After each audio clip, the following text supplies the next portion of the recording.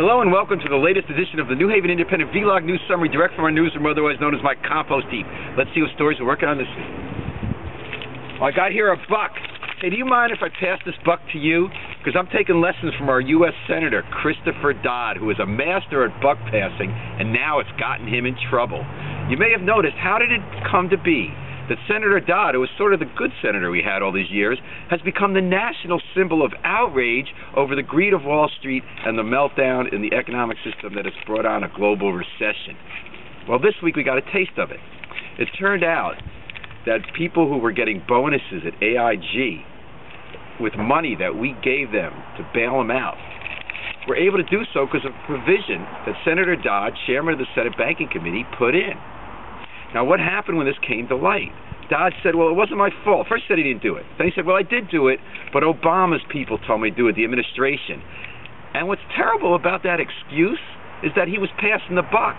So we can believe him, and that's no good. Because why do we elect him? Do we elect him to go there and run a committee, and then if someone comes to him and says, do this bad idea, he says yes? That's passing the buck. The same thing happened last fall when George Bush was president. Remember TARP? The first part of the bailout, which everyone now agrees was a complete disaster.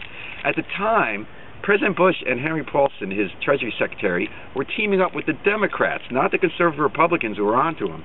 People like Dodd and Pelosi and Barney Frank.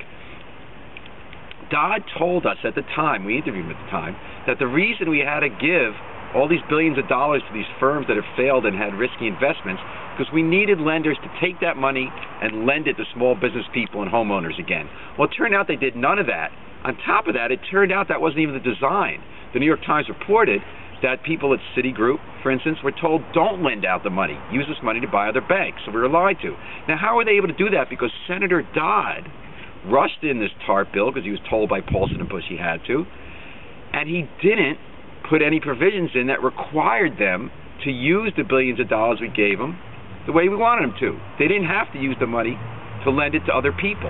So he wasn't doing his job. He was passing the buck. Now everyone says that's corruption. I don't think it's corruption.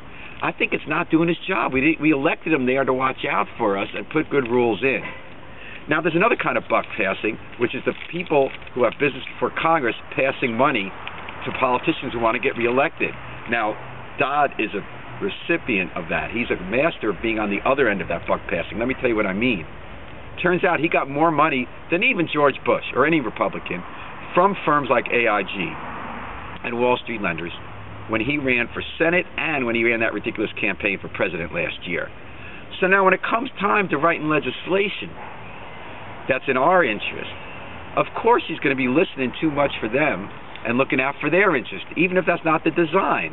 Who's he spending his time with? Who's funding his career? He's getting the buck passed to him. Let me give you another example. He also got in trouble during this whole mess that he was clumsy because he got a loan, 2 mortgages on favorable terms from Countrywide, one of the lenders that did this risky, irresponsible lending that helped make the crash happen and who wasn't regulated enough by government regulators and Dodd's committee. Now, when this came about, Dodd didn't realize it was a big deal for us. There wasn't a lot of money. Some other people had gotten this break.